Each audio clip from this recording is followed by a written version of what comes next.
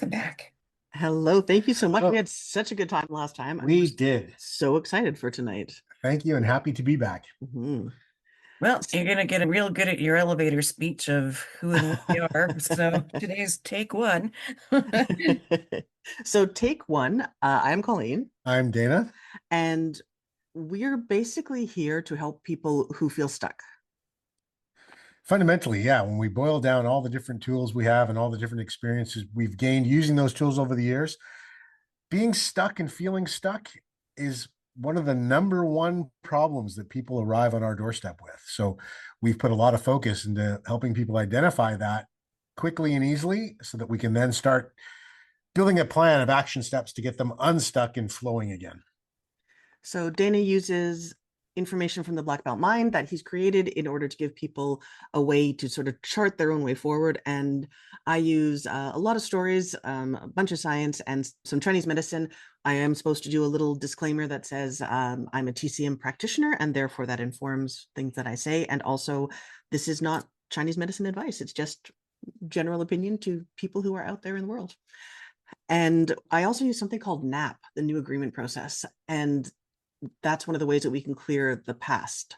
So it's all about getting people actually enjoying themselves again. Absolutely. Well, sounds perfect. And the floor is yours. I'll be lurking on the sidelines. I get paid to lurk now. And, so if you need any help or if you want to check in, halfway through the show to see if there's email questions from the audience, I'll be here. Amazing. Fantastic. Yes, we love email questions from the audience. That would be Mhm. phenomenal because we love answering questions, but we really like hearing what people want to need in any given moment.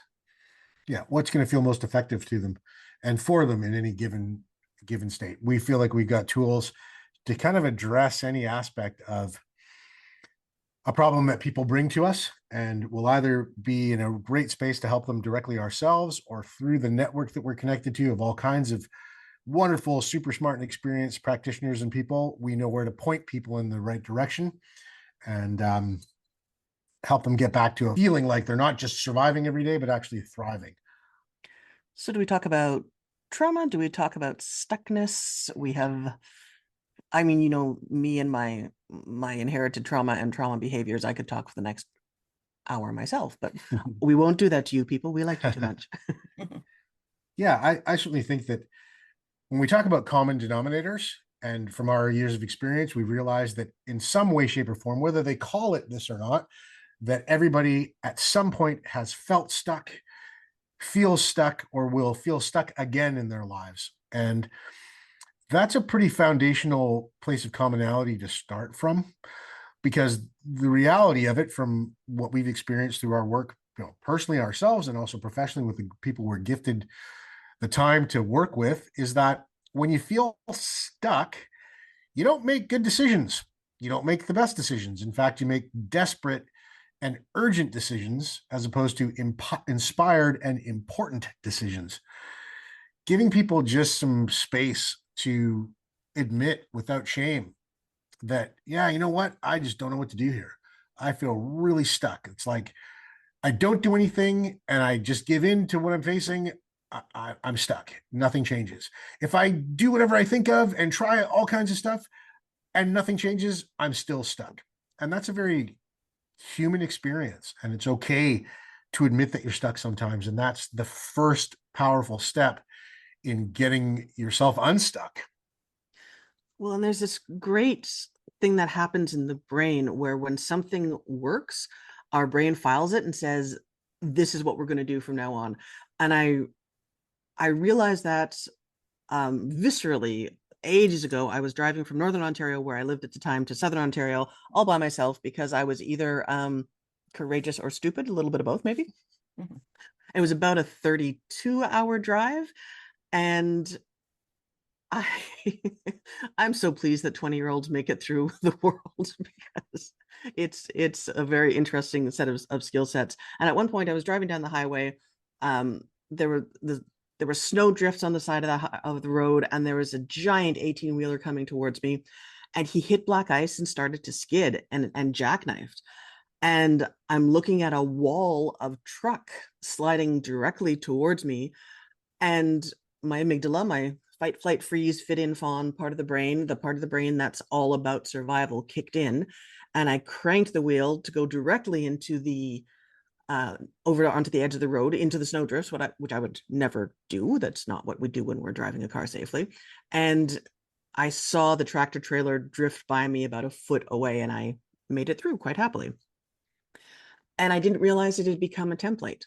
And later on, when I was back in the town that I was living in at the time, saw a big tractor trailer coming towards me, felt a weird reaction, a weird chill, a weird discomfort. And as it was about maybe 50 feet away from me, I felt my hands start to move the wheel so that I was going to turn into the ditch, which was not full of snow and was a terrible, terrible choice at that time.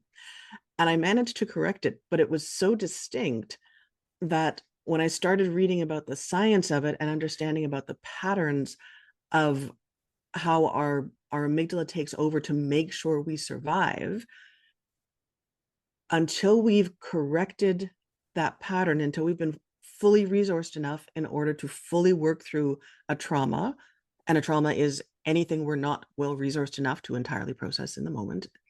You don't have to justify traumas or think that they're too small or too silly. Until you've fully worked through that, your old patterns are going to kick in. So a lot of times when we're making choices and we really can't seem to make a good choice, it's because we're making a trauma choice, not a present day, present time choice. That was part of my spiel because I can't help myself. That's a good spiel. I enjoyed it. Thank you. Very informative and intelligent. You've never heard it before. No, but I feel like I hear it for the first time every time we say it to someone else, which is pretty cool. I always learn something new. And the dynamic that Colleen and I have often is one. I'm hilarious. There you go. I mean, that's undisputed. Sorry, I thought we were starting with the important things for people. Yes, absolutely. Okay. How can I think otherwise? Yeah, no. That's fine. Colleen is hysterical and hilarious. Thank you. Just so we're clear about that. But we've really learned over the years to pass the baton back and forth really well. And we'll kind of modulate in our function and position in a dynamic that we're in, whether it's with an individual, a couple, a family, or a large group, where I'll get really focused on the micro and the practical, and Call will be able to deliver on the larger picture and the more conceptual ideas. And then sometimes we'll switch positions because that's kind of in action what we're encouraging people to do. What do I mean by that? When people are stuck, there's usually an overwhelm of what we're going to call, and most people will recognize easily, of confusion. Okay. When people are in confusion, they're looking for clarity. Okay. When there's a minimum of clarity and a maximum of confusion, that's when people start to feel stuck. Why? Because that confusion makes them feel that there's no other alternative of action and choice forward other than this or that, 0 or 1, black or white. The challenge with a black or white perspective when we are in a confusing state is that it actually triggers us into fight or flight. And when we stay in a momentum of fight or flight for too long, and physiologically and neurologically, we can prove this with science, we get ultimately frozen. Frozen, if you've ever lived in a part of Canada that goes into the -40s, you know what frozen means. Like things just do not move. Where I'm from, if you sit on on the seat in your car after a certain temperature, I'll have to ask my family to remind me. I want to say -30. It doesn't give. It's like concrete. So frozen. Yeah.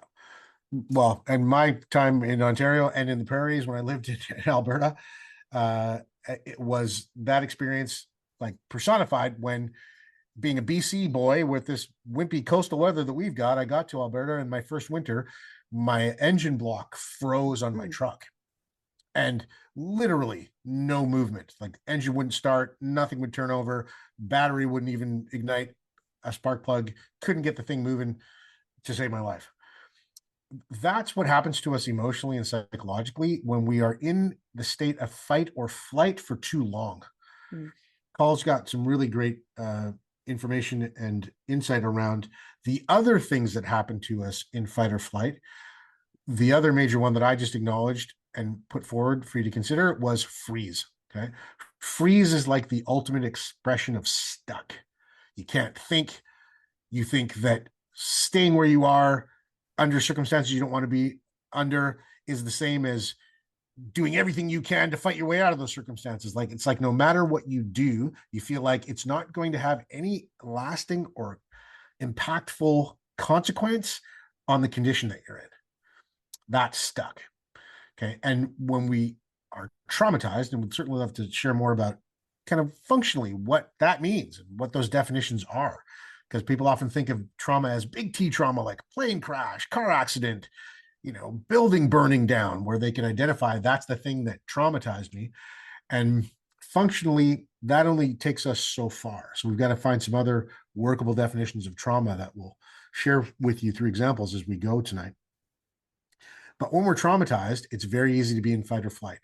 When we're in fight or flight, if we do not do certain things to relieve the psychological state of that, the neurologically chemical state of that, the hormone state of that, part of us stays stuck there.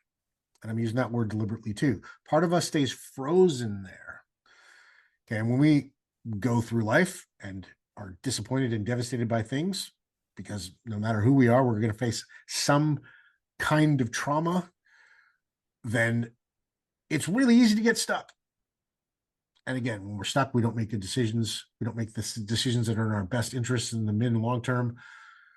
We sometimes have a really tough time even making decisions at all. So if we're having trouble in our relationship, personally, at work, professionally, with coworkers, there's very likely some aspect of that that's related to what we are calling stuck.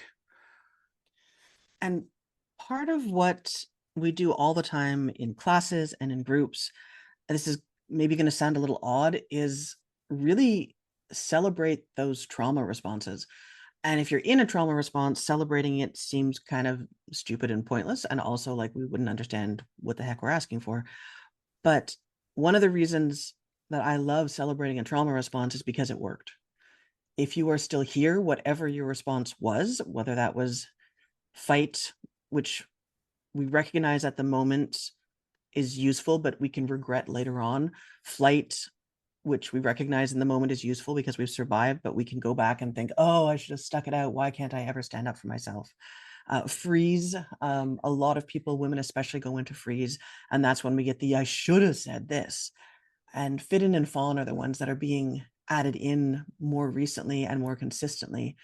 And we do whatever we need to do to fit into the group that could endanger us. And we will tell them what we need to tell them.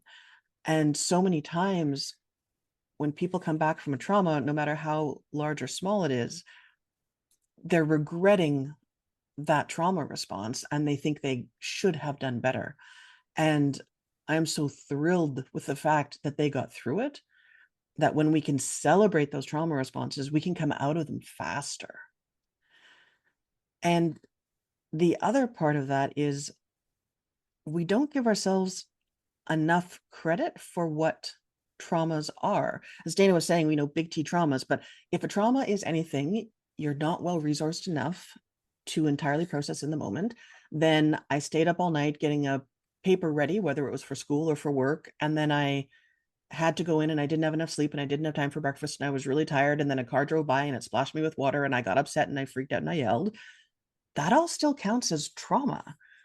And one of the things that I really get excited about working with is identifying and helping people end trauma cycles.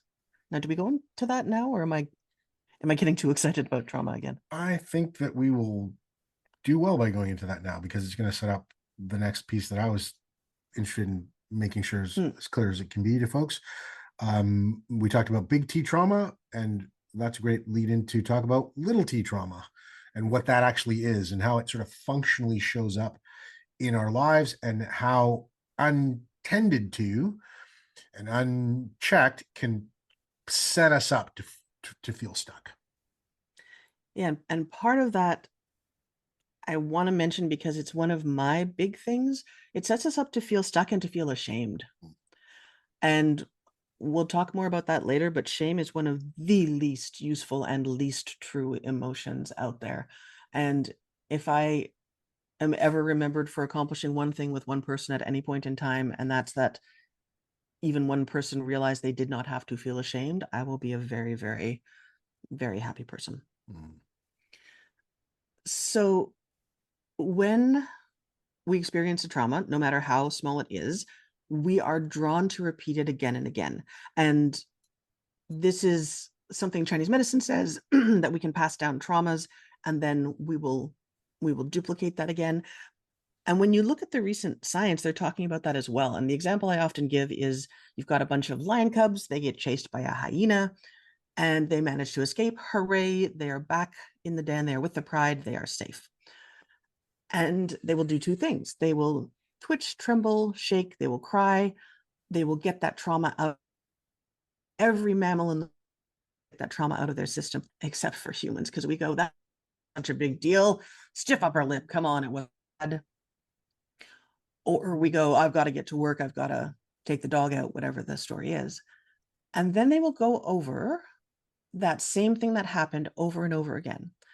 And they will practice what they did in order to escape and survive it. And this is a beautiful tactic because they get it into their body so they don't have to think about it. They make sure that whenever that happens again, and if it doesn't happen, hooray, but if it does, they can get through it. They try leaping up on the rock and they slip, can they still survive? Two of them have run to one side, and instead three of them run to one side, can they still survive? All mammals will do that as well. They keep repeating that trauma cycle until the trauma chemistry is out and until their nervous system goes, we've got this. Humans don't. Well, we don't consciously.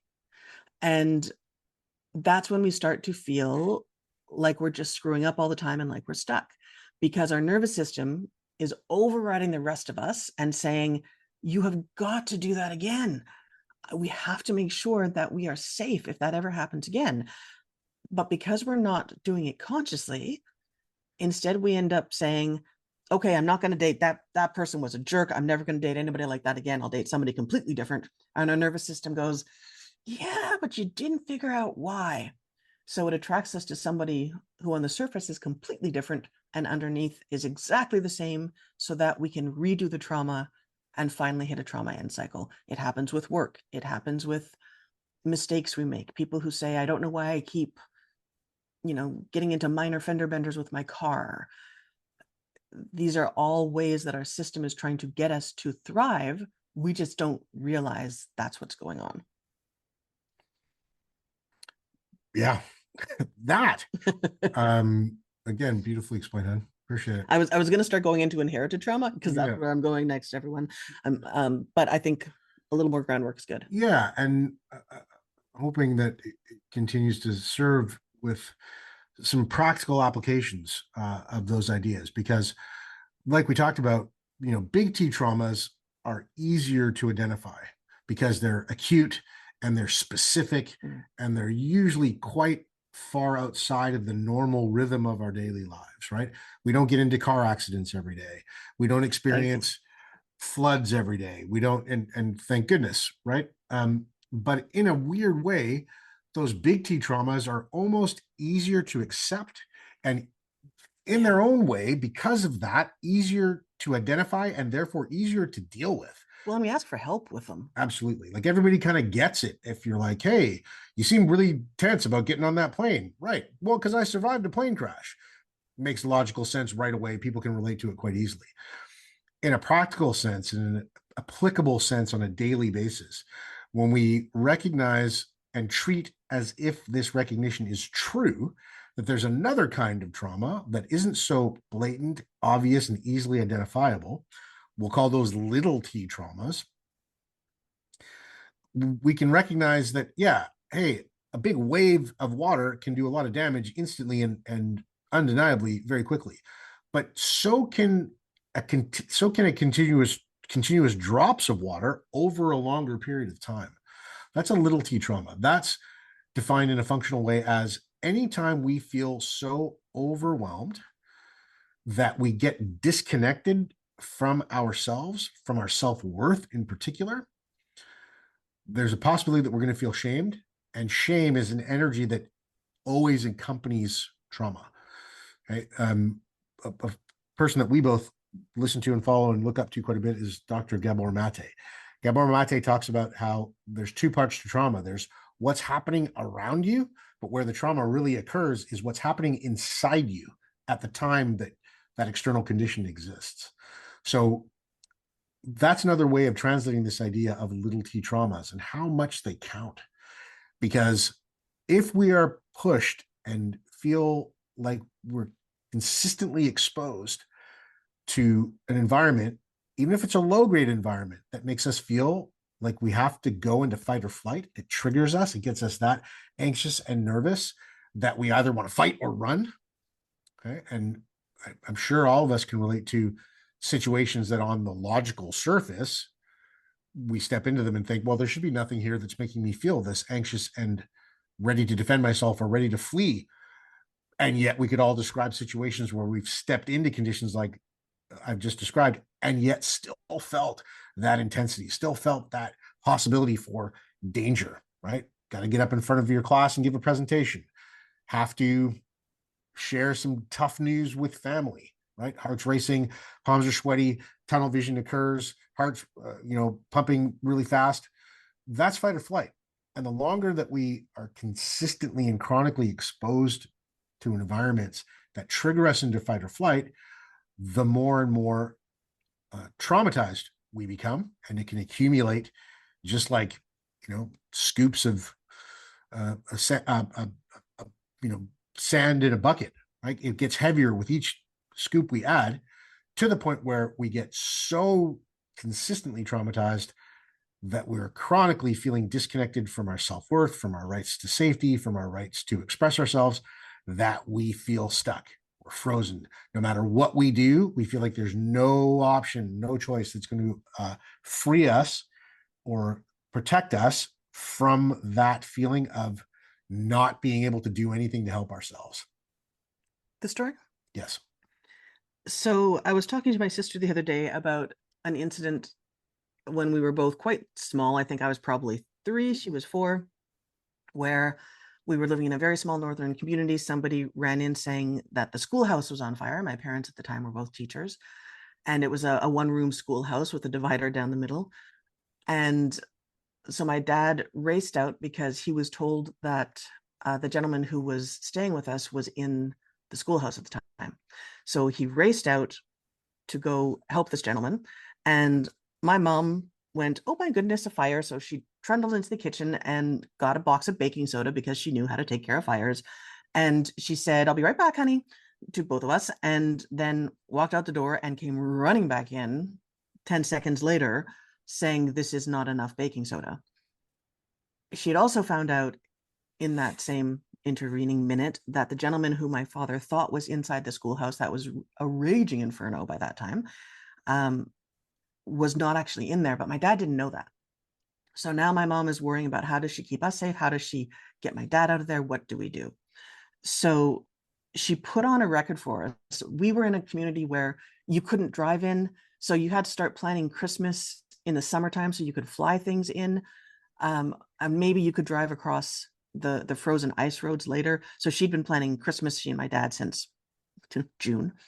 And she got a Christmas present out early and put an album of nursery rhymes on for us on the record player, and said in that voice, I'm sure you've all heard somebody, an adult when you're a kid, with that voice going, okay, everything's fine, so don't worry, just stay here. And she left us alone. My mother and my father never left us alone. And we sat there and we listened to this nursery rhyme record, and it got to the end and we just heard the tick, tick, tick, because in the old days, folks, before CDs at the end of a record, MP3 players, you had to go actually pick the needle up off the record. And we looked at each other, and my sister, being older, who was always phenomenally good at taking care of people, she said, well, we should turn over the record. And I said, we're not allowed. And she said, well, I think I can do it. I think I can manage it. She got up, she turned the record over, she put it on again. We got to the end of the second side. They're still not home. Tick, tick, tick. And everybody was fine. Thank goodness. It just became one of those sort of funny laugh at stories about my mom running out the door with a baking soda. And I didn't think about it until 20 years later when I was at home and I pulled a record out that I didn't recognize. And I put the album on and it was nursery rhymes. And, when Dana was talking about freeze, I felt this ice form through me. And I started to go into full on freeze and I didn't know why. And I showed the record to my mom and she said, oh, you never wanted to listen to that again. It was such a waste of a good Christmas present. And I realized after my sister and I were talking about that as much as I loved reading to her kids, to my nephews and my niece, that I would never read nursery rhymes. So part of this is, yes, how do we get through trauma? How do we survive trauma? How does it come up and impact us sometimes? But also, how is it impacting us that we don't realize, that we don't know about? Because I didn't realize that I avoided nursery rhymes because they reminded me of a time that I thought my family was going to disappear. So how many times are we in our daily life blaming ourselves for, oh, if I was a better mom, I'd read nursery rhymes. If I was a better partner, I'd cook dinner. If I was a better X, Y, or Z, not realizing that what we're doing is trying to avoid a trauma that we don't realize is still acting on us. Mm-hmm. I remember that story for lots of reasons. One, and mainly because it was such an effective descriptor of what we're talking about, and what the usefulness is to have some tools to work our way through those things. I'm really glad you told that story, Call. Thanks for remembering to. And Yeah, it's quite an amazing story. Sorry for jumping in, but yeah, I no, just, it's okay. Thank you. I'm just curious how, like, you're just bringing up all kinds of visions of things that we don't know are in there. And without these, awakening moments like you've described you had with the truck and with the with the nursery rhyme thing, um, how do we know what else is freaking in there? Mhm. Yeah, that's what we do every day is we help people figure out what's in there, because my easy answer to that is, if there's something that you keep doing that you are stuck at and you don't know why, that's one of the things that's in there that's from a trauma that you don't realize is a trauma. And the beautiful thing about that is, once we make that connection, not only does it give us a direction, even if we don't know how to find it or fix it, we at least know that we're not crazy, we're not lazy, we're not stupid, we're not broken. We don't have anything to be blamed or shamed for. We just haven't figured out what that trauma is yet. Yeah. Super important. And it's making me think in real practical terms um, of why this work, I think, and we talked in our interview with you, Nicole, the idea of like, what you're supposed to spend your time doing is a combination of like figuring out what you want to do, but really at the end of the day, it's like what finds you and how it comes to you. And I think we're in a really blessed position to have set up shop and kind of gone on our merry little way together in our individual work and the work we do together. And then this work just kind of found us. We didn't necessarily intend to start out and work with quote unquote trauma and to work with it enough to identify that feelings of being stuck are an underpinning and an evidence of a trauma somewhere that's in our subconscious. But it just kind of kept revealing itself. And we found the benefit of it as it found us in what it was there to do to help us personally, like just as people, and then applied those things and tried them ourselves. And then we're like, hey, I think if this is working for us, this might work for other people. And as that awareness grew, it just expanded and really, really got its traction from there. One of the things, as an example, that I literally will ask people this very question. on a daily basis, whether I'm working with them one-to-one or in a group setting of any kind, personally or professionally. And I'll say, like, do you ever arrive in moments where you feel like you clearly know what you should be doing, but you just, for the love of all things holy, can't get yourself to do it? And people are like, yeah, more often than not, most of the time, everybody has an area like that in their lives. Mm. And when I can then say, yeah, that's because you're stuck in a trauma somewhere and you just don't know it. You're not aware of it. It's not consciously something that you are making a connection to. And the value of that question and the relief that it creates for people, because on some level, whether they're like, what are you talking about? Or they're confused, or they're like even a bit triggered by that. If they hang there for a second and just go, okay, Dana's saying this crazy thing, and maybe it's crazy, but maybe it's possible. You see them shift to this place where they're like the light comes back into their eyes. Their body relaxes, like their breathing changes, because they're like, oh, you mean there's actually a plausible and reasonable explanation that doesn't include me just being bad, dumb, stupid, inadequate, broken, full of fault, or otherwise? Like, yeah, there is. Yeah. And we can actually take a look at it. And I know if we team up and do that honestly together, we're going to shift that feeling. We're going to move some of that. We're going to get you into a place where you recognize that it isn't some mysterious thing floating around from the universe that's just decided to put its boot on your neck. It's just something that you're not aware of. And that thing that you're not aware of is that you're stuck in an old pattern of trauma somewhere. I That's think, like being able to take your power back, right? Absolutely. Beautifully said. Perfectly said. It's exactly that. Right. And realizing what that actually means. What that means is that you can take your power back to reconnect to yourself and feel your own capacity to not just drown in a sea of confusion, but actually face the confusion and start injecting more and more clarity into it. And you can do that. And as you do that, it restores your choice. And as you restore your choice, you start to feel, not like just as an intellectual concept, but you feel in your body the power of your own capacity to help yourself, to be of service to yourself, and therefore to actually be of service and value to other people. Okay? And being human beings, we're here to participate and contribute. Okay? And one of the things about being stuck in that fight or flight freeze place is that you start feeling more and more and more isolated. You start feeling more and more like you're the only one.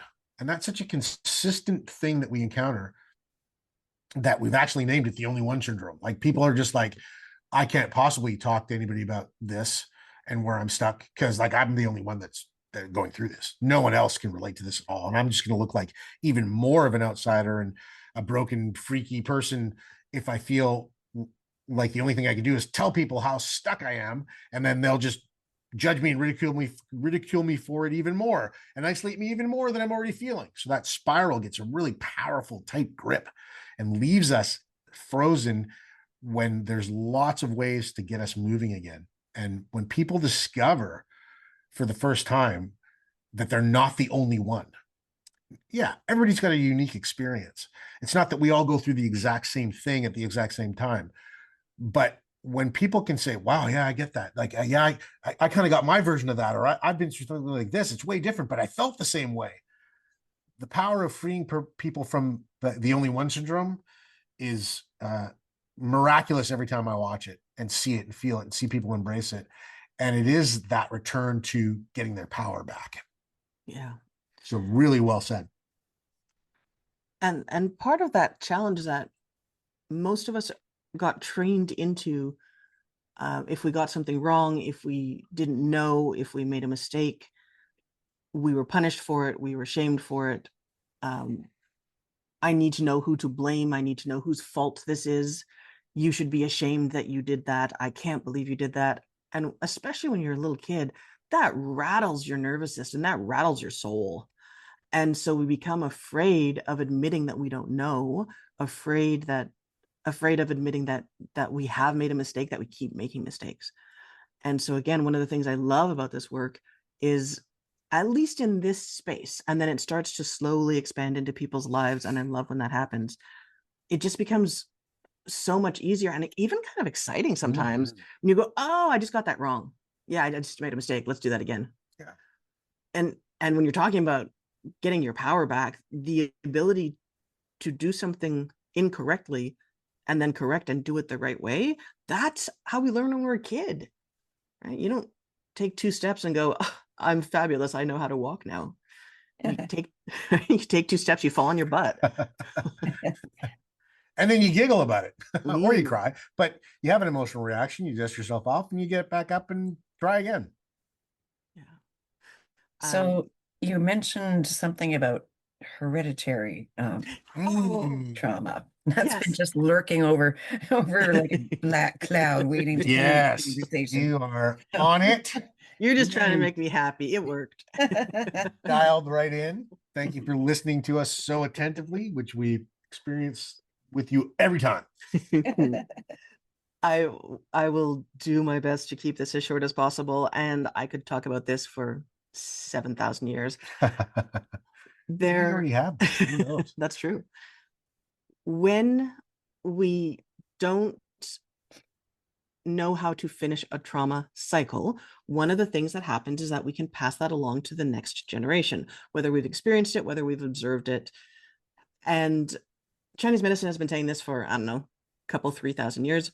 And even 20 years ago, this would have been very much fringe science, very much not mainstream.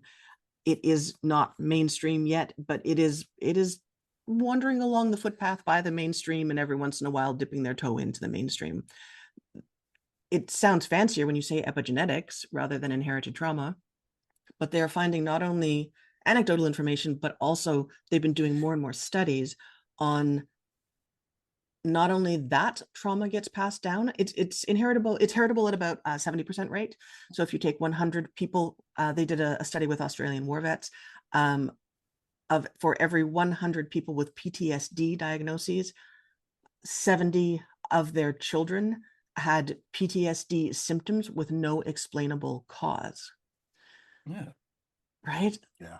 So when you think of that, when we pass down trauma to our children, which sound mean, but is actually this beautiful gift of love, because what we're saying is, I didn't figure out the way to stay safe, but I want you to know it's a trauma. I want you to repeat that trauma cycle so you can stay safe.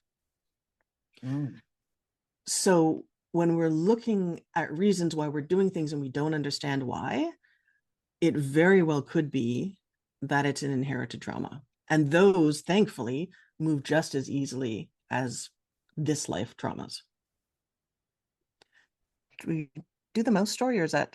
And also, I don't know if we have questions because we just get too excited. I don't know either, because I haven't looked. But how do you, because our conversation has been so engaging. Well, these are really important topics, and they are tremendously important topics. A lot of people mention them, but they don't break them down like this. So this is really helpful. And thank you. And thanks for giving us an opportunity to do that with you, to break them down. Yeah. Well, the way you describe the inherited thing, like you're doing somebody a favor, like, oh, thanks. Yeah. I'm wondering if we need to do work ourselves to not do that to somebody else. That's another thing. Yeah. That's the beautiful thing, is when you combine epigenetics with quantum healing, they have noticed that with quantum entanglement, once 2 things are connected, they cannot be disconnected.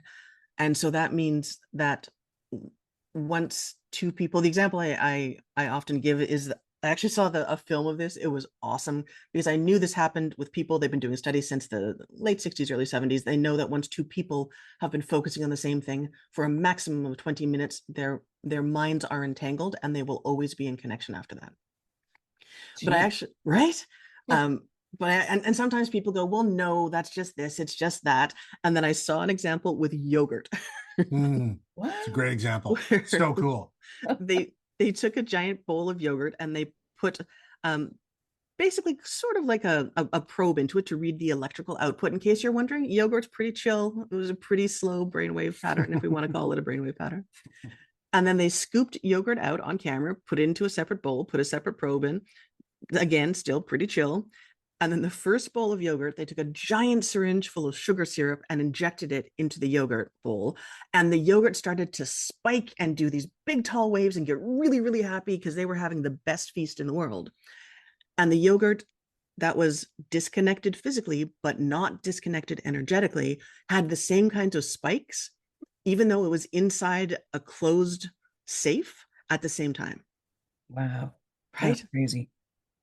So when we are well resourced enough and we take the time to complete a trauma cycle, to work through something that's happened, not only does it help the people around us who we are entangled with because they are getting the information, but absolutely just what you said, those epigenetic switches in our genes switch back. We don't pass it on.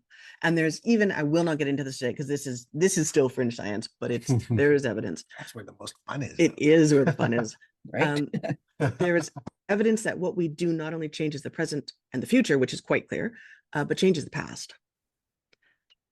All right, then. My Right up brain your just alley.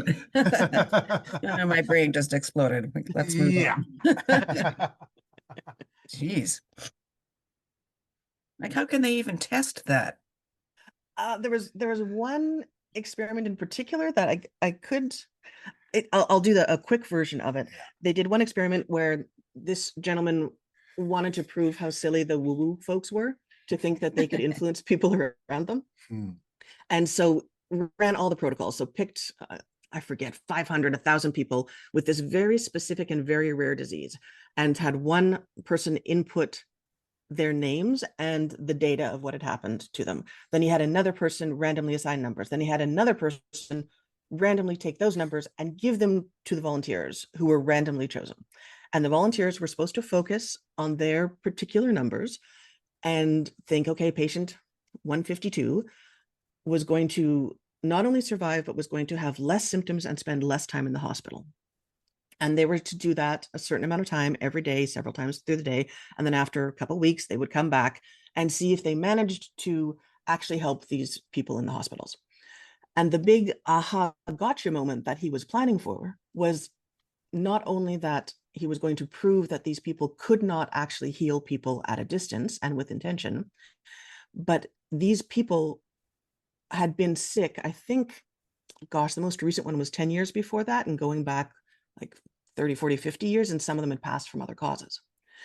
And when they compared the notes from the people who were being focused at, intended at, healed at, those were the patients of the entire group who were in the top percentages of people who not only survived, but had fewer symptoms, lighter symptoms, and got out of the hospital fastest.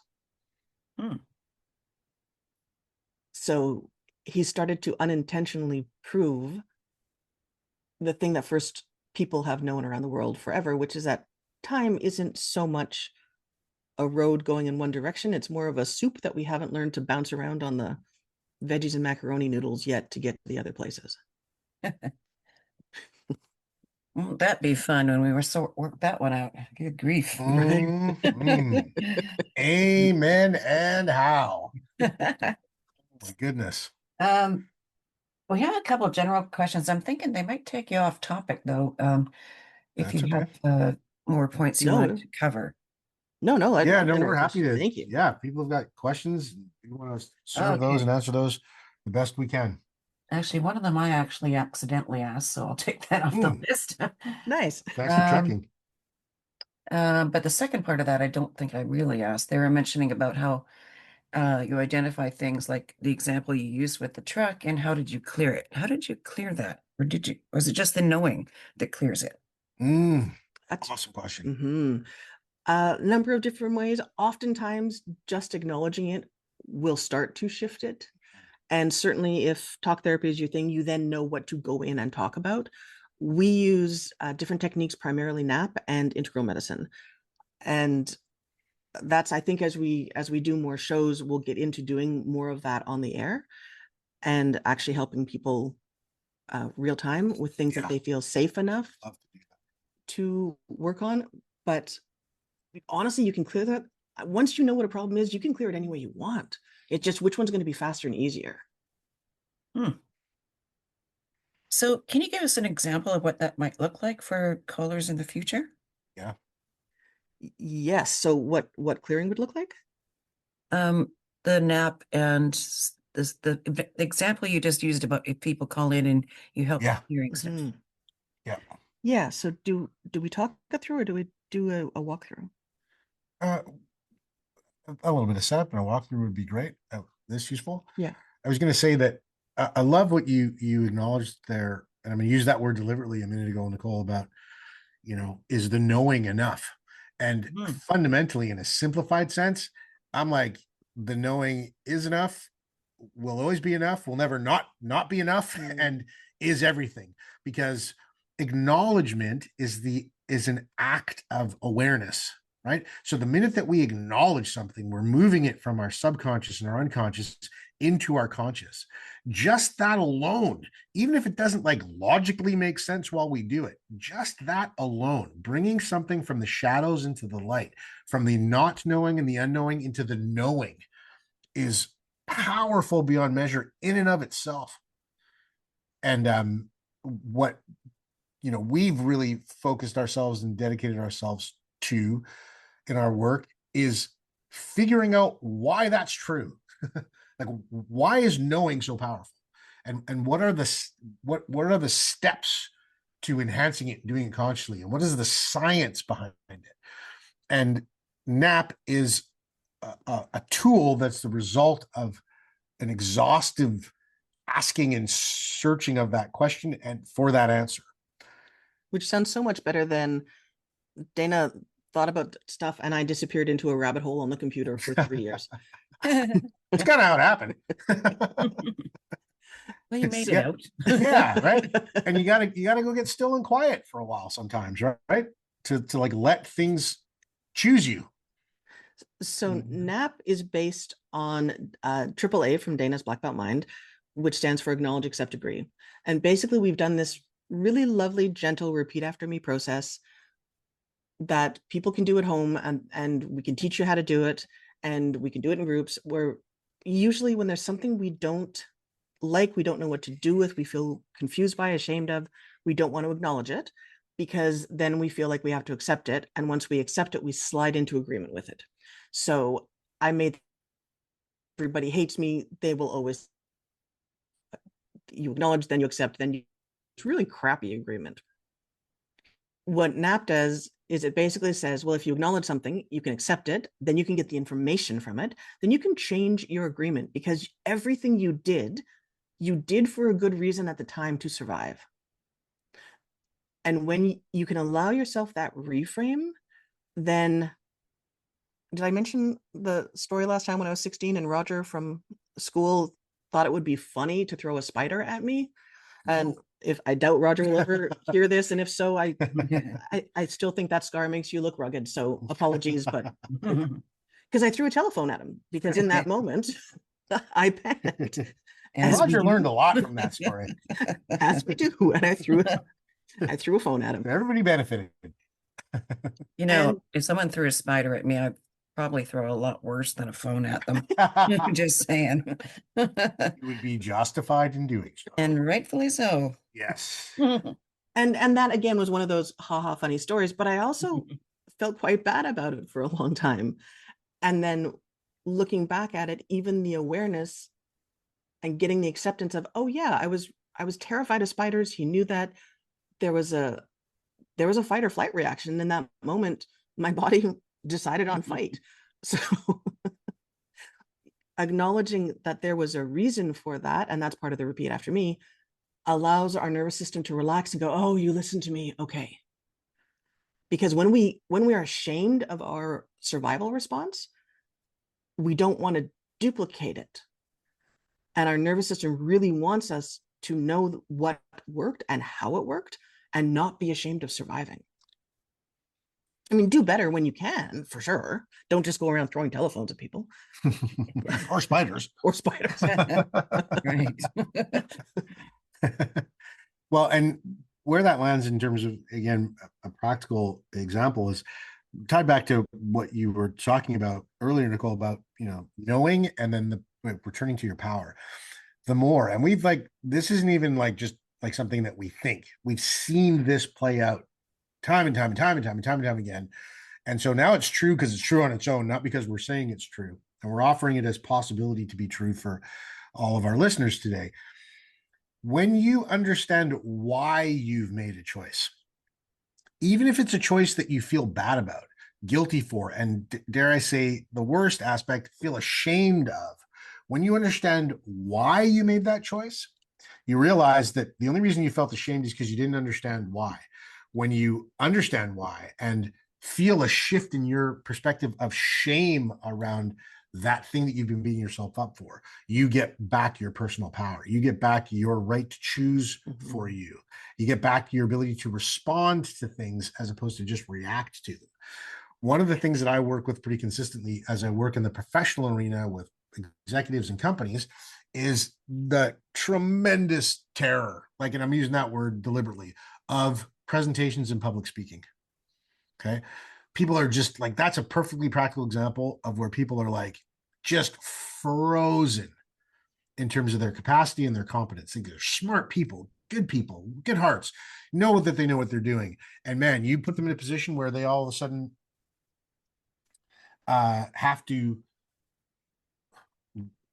speak in front of a group or give a presentation, and all their ability goes out the window.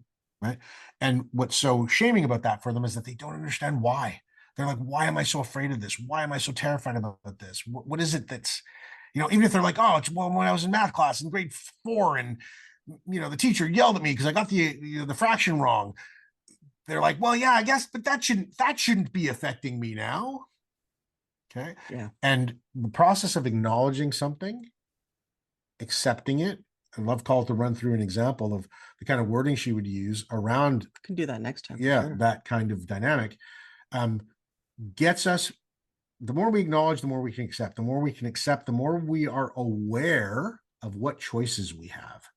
We don't have to agree that we're terrible, dumb, stupid, and shameful just because someone taught us that we were in a particular moment in our lives. We can go, well, wait a second.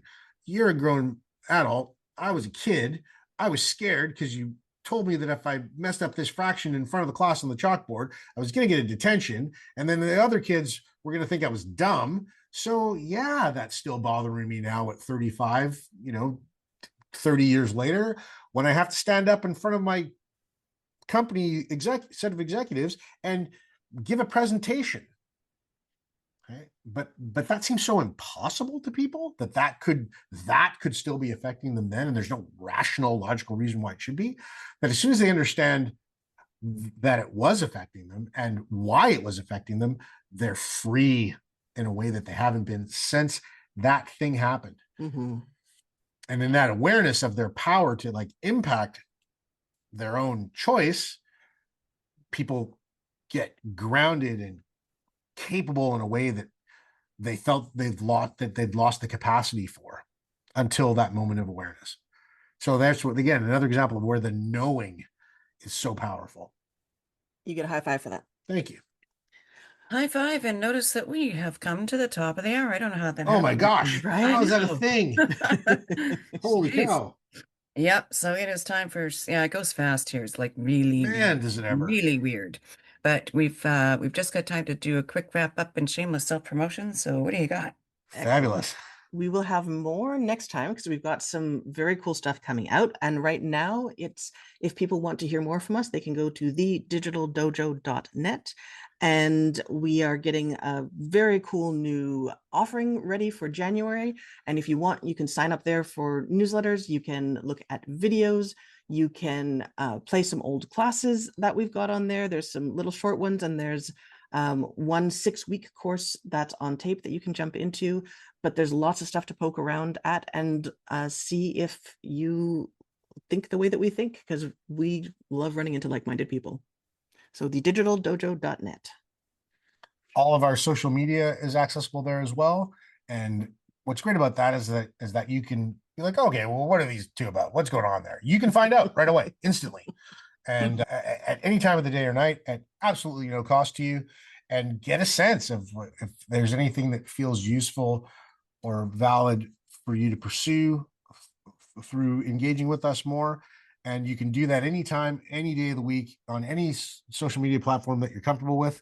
And we encourage you to do so. We love visitors, and we're excited to answer questions that come from, hey, maybe taking a look and wanting to know more. So the digitaldojo.net is the home for all of that, available 24/7.